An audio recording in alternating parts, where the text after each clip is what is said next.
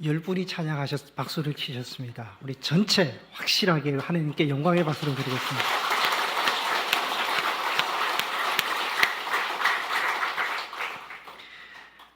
우리 시온 찬양대의 가사처럼 우리 주님이 다시 사셨습니다. 사망 권세를 이기신 주님을 찬양합니다. 이 시간에 옆에 계신 성도님들과 인사 나누겠습니다. 예수님 부활하셨습니다. 이 부활의 기쁨과 소망이 여러분과 가정에 가득하시기를 축복합니다. 스웨덴의 개신교 신학자인 안더스 니글에는 아가페와 에로스라는 책을 썼습니다. 흔히 아가페를 하나님 사랑, 에로스를 이성적인 사랑으로 말하는데 니글엔 신학자는 아가페는 위에서 아래로 내려오는 사랑, 즉 하나님이 인간을 사랑하는 것이라 했고요. 에로스는 아래에서 위로 올라가는 사랑, 인간이 하나님을 사랑하는 것이라 했습니다. 니글에는 진리에 이르는 두 길이 있는데 위로부터 내려오는 진리를 받아들이는 아가페의 방법과 인간 스스로 아래부터 위로 진리를 찾아가는 에로스의 방법이 있다 했습니다. 진리를 찾는 아가페 방법과 에로스 방법 중 어느 방법이 더 좋은 방법이겠습니까? 어른과 어린아이를 예로 들어서 이렇게 설명을 합니다. 성숙한 어른과 어린아이가 만나 대화를 하고 의견을 일치시킬 때 어른이 아이가 되는 것은 쉽지만 아이가 어른 되는 것은 어렵다. 어른이 아이가 되는 것은 아가페이고 아이가 어른이 되는 것은 에로스이다. 아이가 어른이 되는 에로스 방법으로는, 즉 인간의 지식과 과학과 철학으로는 하나님께 나아갈 수 없고 진리에 도달할 수 없다. 인간의 도덕과 수행으로 진리를 찾는 세상 종교에는 구원이 없다고 그랬습니다. 그러나 어른이 아이가 되는 아가페 방법이 기독교이고 복음이다. 기독교는 하나님이 먼저 인간에게 내려오시고 먼저 다가와 말씀하시고 하나님이 먼저 행하셨다. 이 아가페 방법만이 구원을 이루는 유일한 길이고 구원의 주체는 인간이 아니라 하나님이라 했습니다. 이 아가페의 원리가 가장 분명하게 드러난 사건이 십자가입니다. 십자가는 하나님 위에서 아래로 내려온 사랑이고 구원을 위해서 먼저 행하시는 하나님의 메시지입니다. 요한일서 4장 9절 10절 말씀해 보시면 하나님의 사랑이 우리에게 이렇게 나타난 바 되었으니 하나님이 자기의 독생자를 세상에 보내심은 그로 말미암아 우리를 살리려 하심이라. 사랑은 여기 있으니 우리가 하나님을 사랑한 것이 아니요 하나님이 우리를 사랑하사 우리 죄를 속하기 위하여 화목제물로 그 아들을 보내셨음이라. 아멘. 하나님이 우리를 살리기 위하여 아들 예수님을 세상에 먼저 보내셨고요, 우리 죄를 속하기 위해서 아들 예수를 화목제물로 십자가에 못 박게 하셨습니다. 십자가는 하나님께서 인간을 향한 사랑, 아가페 사랑인 것을 보여주고 있는 것입니다. 본문은 십자가의 능력에 대해서 말씀을 하고 있습니다. 18절에 보시면 십자가의 도가 멸망하는 자들에게는 미련한 것이요 구원을 받는 우리에게는 하나님의 능력이라 말씀합니다. 여기서 십자가의 도가 나옵니다. 도는 헬라어로 로고스, 말씀을 말합니다. 그래서 십자가의 도란 십자가에 담긴 말씀, 복음, 예수 그리스도를 의미합니다. 그런데 18절에 십자가의 도는 멸망하는 자들에게는 미련한 것이라고 했습니다. 멸망한 사람은 누군가 하면 예수님을 믿지 않는 불신자를 말합니다. 여기에 나오는 불신자들은 22절에 나오는 표적을 구하는 유대인과 지혜를 구하는 헬라인을 말합니다. 십자가의 도는 멸망하는 자들에게는, 즉 표적을 구하는 유대인들에게는 23절에 그리끼는 것이고 지혜를 구하는 헬라인에게는 미련한 것이라고 말씀을 하고 있습니다. 먼저 십자가의 도는 유대인들에게는 그리끼는 것이다, 거슬리는 것이다 말씀하고 있습니다. 유대인들은 자기 조상들이 애굽에 노예 있을 때 하나님의 권능으로 애굽의 재앙을 일으켜서 출애굽시켜 주셨습니다.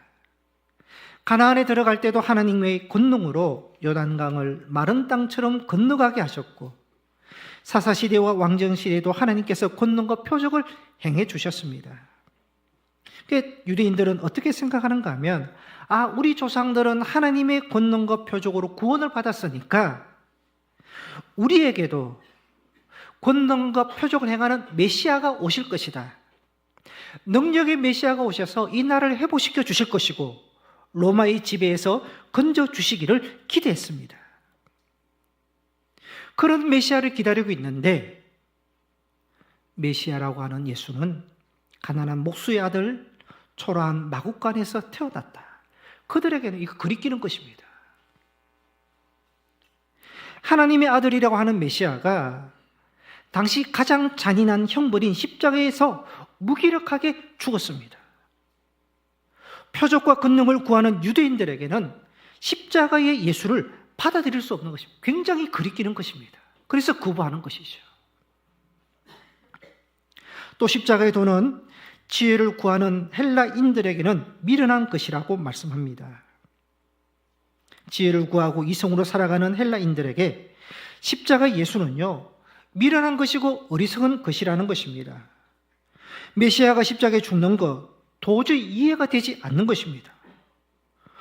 메시아인데 무기력하게 십자가에서 죽어?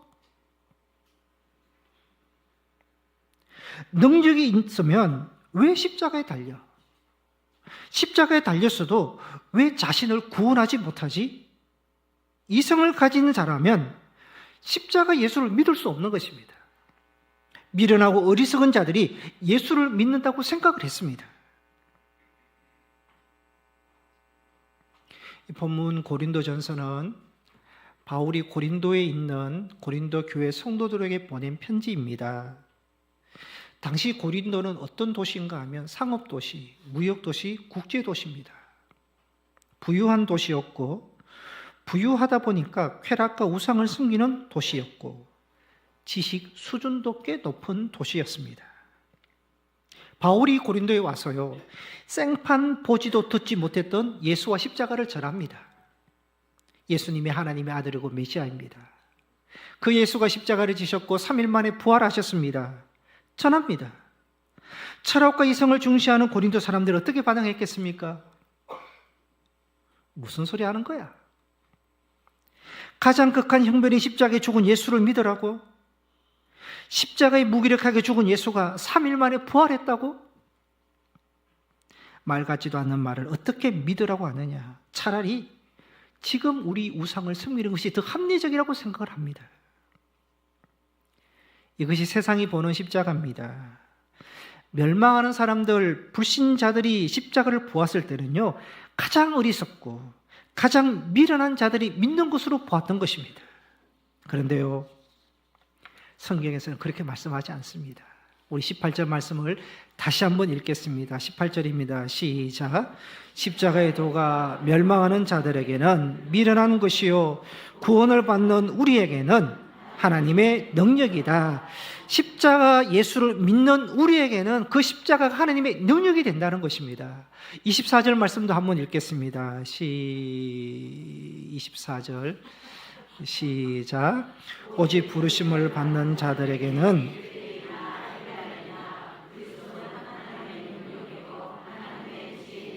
아멘. 예. 십자가를 이성으로 보고 불신으로 보면요, 무기력하고 무능한 실패한 십자가입니다. 그러나 부르심을 받은 자들, 믿는 자들에게는 그 십자가는 하나님의 능력이고 지혜다 말씀하고 있습니다. 여기서 능력은 헬라어로 디나미스입니다. 영어로는 다이나마이트. 십자가의 도는 능력, 다이나마이트다. 다이아마이트와 같은 폭발하는 하나님의 능력이 거기 있다는 것입니다. 요즘 세계를 보면 한 국가의 능력은 경제력이고 군사력입니다. 경제력, 군사력은 국가의 능력, 힘, 다이나마이트입니다. 최첨단의 군사력, 막강한 군사력으로 그것을 뒷받침하는 강한 경제적으로 나라를 침략합니다. 엄청난 피해를 주면서 계속해서 협상하라고 공격하고 위협하고 압박합니다. 그 협상이 평화적인 협상이 되겠습니까? 굴욕적인 협상이 될 것입니다. 이런 세계를 보면 나라는 힘이 있어야 되고 강한 경제력과 군사력이 있어야지 나라를 지킬 수 있겠다라는 생각을 해봅니다. 세상 능력은 어디 있습니까?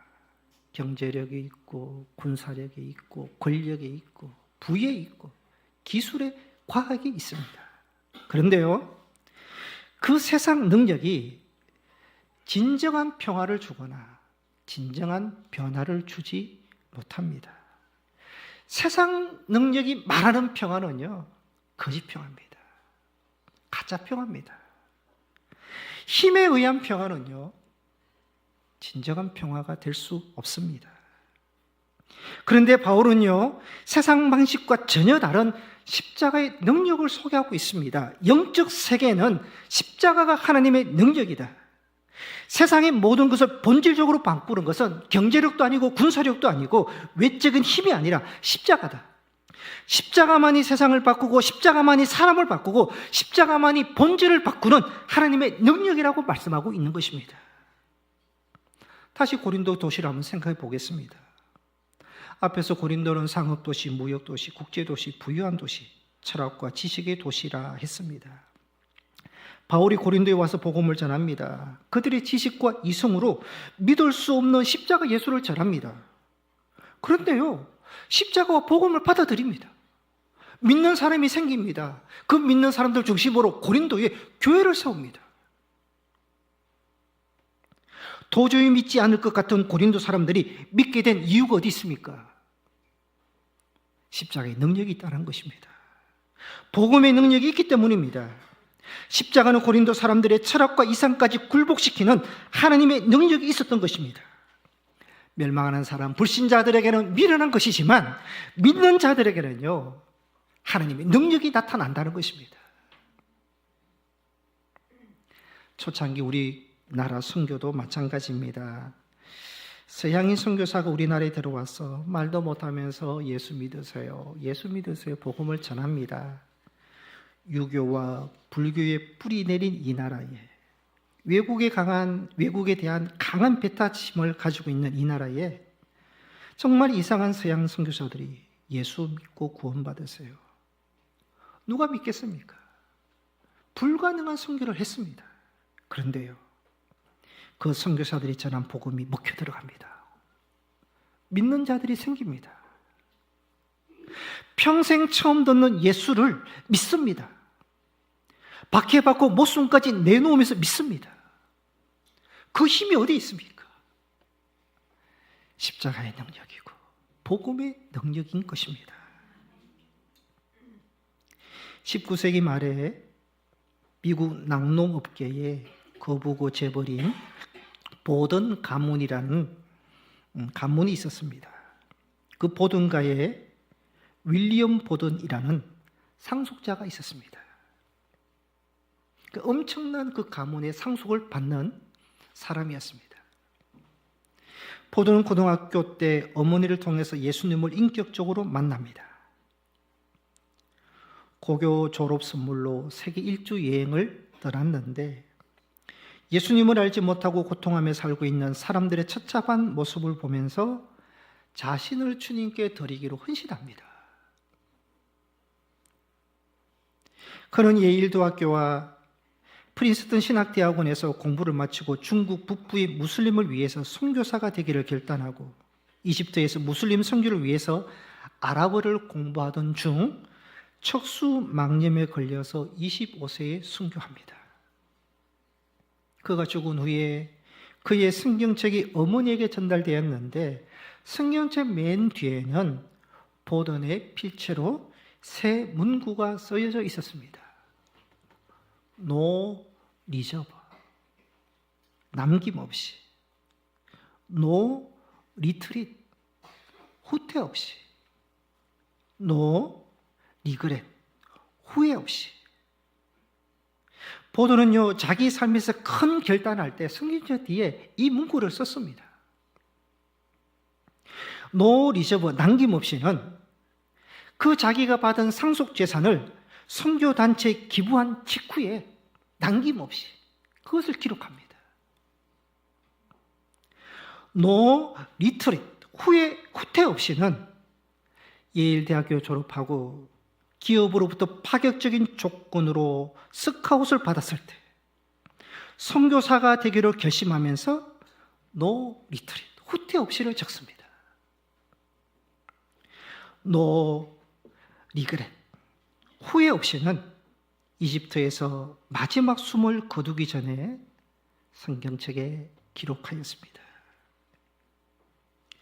세상 눈으로 보면 윌리엄 보던의 인생은요, 실패하고 미련한 것입니다. 엄청난 상속을 선교단체에 기부하고 대기업 스카우트 제안을 거절하고 선교사가 되고 25세에 순교하는 것, 얼마나 어리석은 것입니까? 하지만 십자가의 능력은 한 청년의 화려한 미래를 포기하게 할 만큼 강력했습니다. 그는 썩어질 세상 영광 대신 썩지 않을 영원한 생명을 선택했습니다. 그의 죽음이 헛된 것처럼 미련한 것처럼 보였지만 그렇지 않았습니다. 보던의 이야기가 전해지면서 수많은 젊은이들이 감동을 받아서 선교사로 헌신했고요. 그가 기부한 재산은 수만 명의 영혼을 구원하는 밑거름이 되었습니다. 불신자들이 보고 또 멸망하는 사람들이 보았을 때는 미련한 것처럼 보이지만 구원을 받은 우리들에게는 하나님의 능력이라는 것입니다. 십자가에는, 복음에는 놀라운 하나님의 능력이 나타난다는 것입니다. 십자가에는 능력이 있습니다. 어떤 십자가의 능력이 있느냐? 십자가는요, 죄를 포기하는 능력과 죄를 사해주는 능력이 있습니다. 17세기 네덜란드 출신 기독교 대표적인 화가인 렘브란트가 있습니다. 그의 대표적인 그림이 십자가에 달리신 예수라는 그림입니다. 렘브란트가 이 그림을 그릴 때 십자가에 달리신 예수 주변의 군중을 그리면서 마지막 군중의 한 사람을 자신의 얼굴로 대신합니다. 바로 그때 내가 이 군중들 가운데 서 있구나. 그럼 나도 그리스도를 십자가에 못 박았나? 그래, 나도 그 일에 동참했어. 나도. 그 순간 눈시울이 뜨거워졌습니다. 가슴 밑바닥에서 쿵쿵거리며 울려오는 망치 소리가 들려왔습니다. 십자가 양편에서 대못을 내리치는 소리, 비명을 지르며 고통당하는 예수님의 울부짖음, 그리고 군중들의 함성이 뒤섞여 들리면서 렘브란트는 온몸에 전율이 일어났습니다. 맞아, 내가 예수님을 십자가에 못 박았어. 나는 공범자야. 중얼거리며 대성통곡을 했습니다. 지금까지 예수님을 지식으로만 알고 있었는데, 십자가를 예술의 도구, 그림의 도구로만 사용했는데 예수 없는 자신의 믿음을 고백하면서 회개했습니다. 그때 나이가 27세였습니다. 십자가는 자신의 죄를 포기합니다. 어둠이 있으면 사물을 보지 못합니다. 빛으로 나와야지 볼 수 있습니다. 어두운 세상이 있으면 자신의 죄를 보지 못합니다. 오히려 자기가 의로운 자로 착각을 합니다. 그러나 빛이신 예수님께 나오고 십자가로 나오면요, 자신의 죄가 얼마나 큰지를 볼 수 있는 것입니다. 십자가는 우리의 죄를 보게 하고 죄의 삭은 사망이다, 죄로 인해 하나님의 심판을 받을 수밖에 없는 죄인임을 알게 해주는 것입니다. 뿐만 아니라 십자가에는 죄를 사해주는 능력이 있습니다. 이사야 53장 6절에 여호와께서는 우리 모두의 죄악을 그에게 담당시키셨도다. 인간의 죄악으로 반드시 심판을 받아야 되고 십자가를 져야 하는 죄인이지만 하나님께서 인간의 모든 죄악을 예수님께 담당시키셨어요. 예수님께서 십자가를 지시고 죽으신 이유는 인류의 모든 죄를 위해서, 모든 죄를 사해 주시기 위해서 지신 것입니다. 지난주 고난주간 새벽 기도회 때 예수님의 십자가를 주제별로 묵상을 했습니다. 예수님의 십자가는 죄의 십자가다. 인간의 죄를 지신 십자가. 예수님의 십자가는 대속의 십자가다. 대신 몸값을 지불하여 속죄하신 십자가. 예수님의 십자가는 어떤 죄도 모든 죄도 용서하시는 용서 십자가를 보았습니다. 그런데 만약에요, 예수님께서 이 십자가를 지시고 십자가의 죽으심으로 모든 것이 끝이 났다면 여러분, 우리는 어떻게 죄가 해결되겠습니까? 예수님의 죽음이 끝이라면요, 예수님의 십자가는 아무런 의미도 없고요, 그냥 십자가로 끝이 납니다. 그런데 주께서 부활하심으로 예수님의 십자가가 죄의 십자가이고 대속의 십자가이고 용서의 십자가라는 것을 증명해 주신 것입니다. 그러니까 십자가의 능력이 있다는 것을 증명하신 것이 주님의 부활입니다. 예수님은 부활하심으로 십자가를 완성시켜 주신 것입니다. 그리고 십자가에는 죽음과 사망 권세를 정복하는 능력이 있습니다. 예수님께서 십자가에 죽으심으로 모든 것이 끝이 나면 그 십자가는 비극의 십자가, 실패의 십자가, 죽음의 십자가가 되었을 것입니다. 세상 사람들이 보는 것처럼 십자가는 미련한 십자가요, 어리석은 십자가가 되었을 것입니다. 그런데 예수님께서 3일 만에 다시 살아나셨습니다. 인류를 얽매던 죄와 그 결과인 죽음, 사망 권세를 완전히 깨뜨리시고 부활하셨습니다. 누구도 피할 수 없었던 죽음의 권세를 완전히 무너뜨려 주신 것입니다. 그래서 주님께서 부활하심으로 주님의 십자가는 죄의 십자가가 아니라 의의 십자가임을 증명하셨고, 실패의 십자가가 아니라 승리의 십자가임을, 죽음의 십자가가 아니라 부활의 십자가, 생명의 십자가라는 것을 증명해 주셨던 것입니다.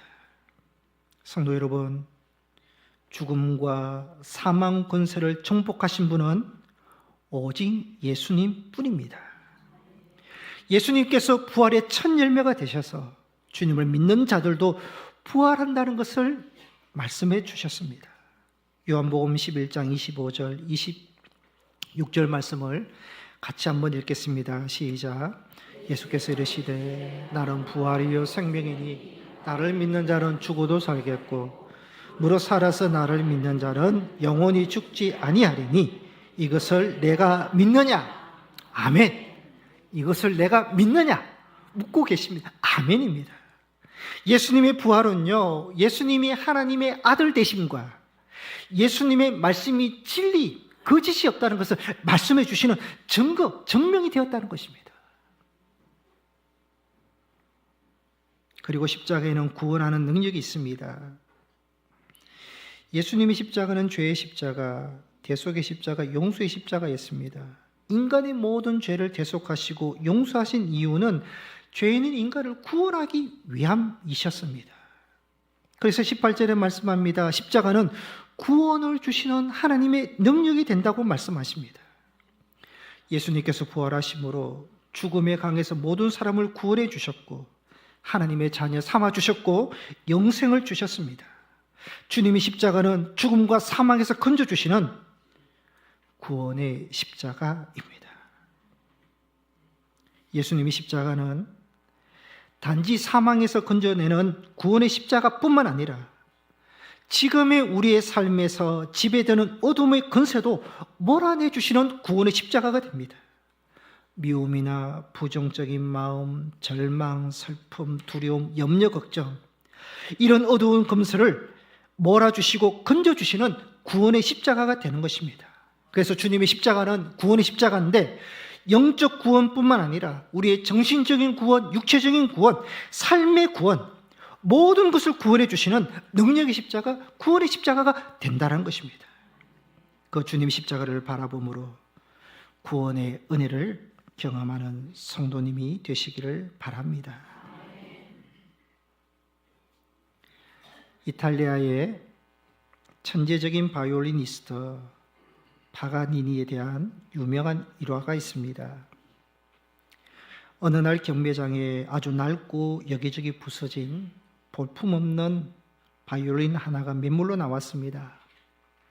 사람들은 그 악기를 보면서 저런 바이올린을 어디에 쓰겠어? 아무도 입찰하려 하지 않았습니다. 그때 노신사가 앞으로 나와서 그 바이올린을 집어들고 정성스럽게 닦고 조율을 시작했습니다. 그리고 활을 켜기 시작했는데 상상할 수 없을 만큼 아름답고 장엄한 선율이 울려 퍼졌습니다. 사람들은 깜짝 놀라면서 방금까지 쓸모없던 악기는 세상에서 가장 귀한 보물로 변했던 것입니다. 그 노신사가 바로 파가니니였습니다. 세상 사람들은 부서진 바이올린처럼 십자가에 못 박혀 무기력하게 죽어가는 예수님을 보면서 볼품없는 예수, 어리석고 미련한 예수, 무능한 예수, 실패자 예수, 죄인 예수라고 비웃습니다. 그러나 파가니니가 볼품없는 바이올린을 아름답게 연주하였듯이 하나님께서 약하고 초라하고 볼품없는 십자가를 인류의 죄를 위한 구원의 악기로 사용하셨습니다. 초라한 십자가, 죽음의 십자가를 다시 살리셔서 온 인류를 위한 구원의 십자가로, 영생의 십자가로 삼아 주셨던 것입니다. 성도 여러분, 그 구원의 하나님께서 지금 우리의 삶에도 관여하여 주실 줄 믿습니다. 우리 역시 하나님의 손에 우리의 삶이 맡겨지면 하나님께서 우리의 삶을 연주해 주시면 인생의 광야, 인생의 무거운 짐, 근심, 볼품없는 것처럼 보여도 하나님께서 다시 일으키시고 다시 온전하게 회복시켜 주시고 아름답고 행복하게 만들어 주실 줄 믿습니다. 이러한 하나님의 구원의 은혜가 여러분에게 있으시기를 축복합니다. 오늘 부활주일에 강단 꽃꽂이를 예쁘게 장식했습니다. 어제 꽃꽂이를 장식하셨기에 꽃도 예쁘고요, 싱싱하고 또 냄새도 납니다. 그런데요, 이 꽃은 뿌리는 잘려 있습니다. 겉은 화려하고 예뻐 보이지만 생명의 문제로 보면 이 꽃은 죽은 꽃입니다. 그런 반대로 길가에 잡초가 있습니다. 잡초입니다. 초라하고 볼품이 없습니다. 냄새도 나지 않습니다. 지나가는 사람들에게 밟히기도 합니다. 그런데 그 잡초는요, 뿌리는 땅에 깊숙이 박혀 있습니다. 생명의 입장에서 보면 그 잡초는 살아있는 것입니다. 여러분, 참 그리스도인은 어떤 그리스도인이 되겠습니까? 겉으로 보이는 부분은 화려하게, 그걸 가지고 평가할 수 없습니다. 생명의 입장에서 보아야 되는 것이죠. 그리스도인은 예수를 믿는 사람입니다. 어떤 예수를 믿습니까? 십자가 예수를 믿는 것입니다. 그래서 믿음의 생명은 뭐냐? 십자가입니다. 그 십자가의 믿음의 뿌리를 내리고 그 십자가를 이해하고 십자가를 고백하고 십자가의 생명과 능력을 믿는 사람들이 진정한 그리스도인이 되는 것입니다. 보이는 것 가지고 평가할 수 없습니다. 믿음의 뿌리를 어디에 내리고 있는지, 그것이 더 중요한 것입니다. 잡초가 땅에 뿌리를 내리면 잡초는 연약하지만 그 잡초를 땅이 붙들어 줍니다. 그리스도인 역시 믿음의 뿌리를 십자가에 내리면요, 능력의 십자가가 우리를 붙들어 주는 것입니다. 그 십자가를 바라보고 십자가에 붙들려서 끝까지 굳건한 믿음 생활할 수 있는 성도님들이 되시기를 바랍니다. 성도 여러분, 우리는 십자가의 능력으로 죄사함을 받았습니다. 십자가의 능력으로 구원을 받고 하나님의 자녀가 되었습니다. 십자가의 능력으로 예수님의 부활을 믿고 참여하는 사람이 되었습니다. 모든 상황에서 주님의 십자가를 바라보시고 부활의 주님을 바라보는 성도님들이 되시기를 바랍니다. 부활의 생명과 부활의 기쁨과 소망이 늘 성도님들에게 함께 하시기를 축복합니다. 기도하시겠습니다.